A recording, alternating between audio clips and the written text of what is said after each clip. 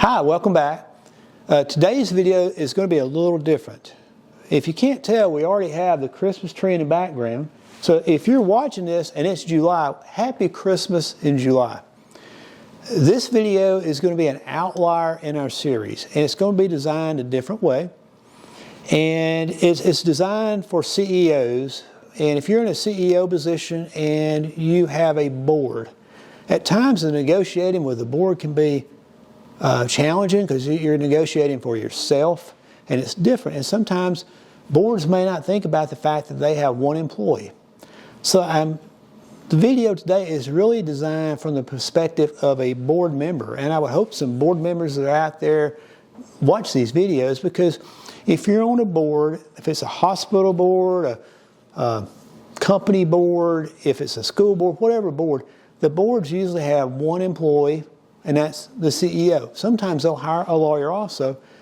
But if I'm on a board, I want to know that my CEO is taking care of the employees for our organization. They have a thriving culture. They're looking at benefits packages, making sure their employees are compensated fairly. They may not be the highest paid, but they're paid in a competitive way and have benefits packages that are competitive, and they like the culture, because if you enjoy the culture and you have accountability and autonomy, the right balance, you're going to have higher levels of retention for your employees. Well, as a board, your employee is the leader of your company, the CEO. And it's important too, the world we live in today and all the transparency and packages and all, it's important that you make sure that you have a competitive package for your CEO.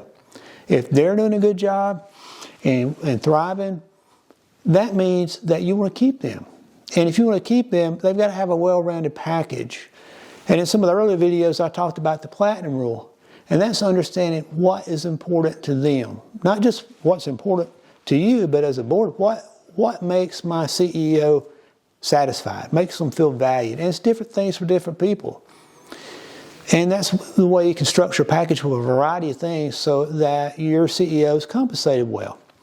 Two, it's important to compensate your CEO very well, because if they transition out, they retire, or they go to another organization, then when other people are researching your organization, they want to know that you have a history of paying a competitive wage, having a good benefits package, and that if you're doing well, you continue to go up the ladder. Now, I know at times people are critical of CEOs. You know, the nurses make this, the CEO makes that. I understand that, but the value of having a thriving organization starts with the leadership.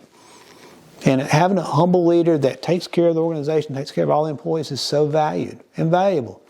Now, if you're underpaid, that may not mean instantly that you're going to, as a board, get someone up to speed, but you can put a plan in place that shows you value the leadership and the team that the CEOs assemble.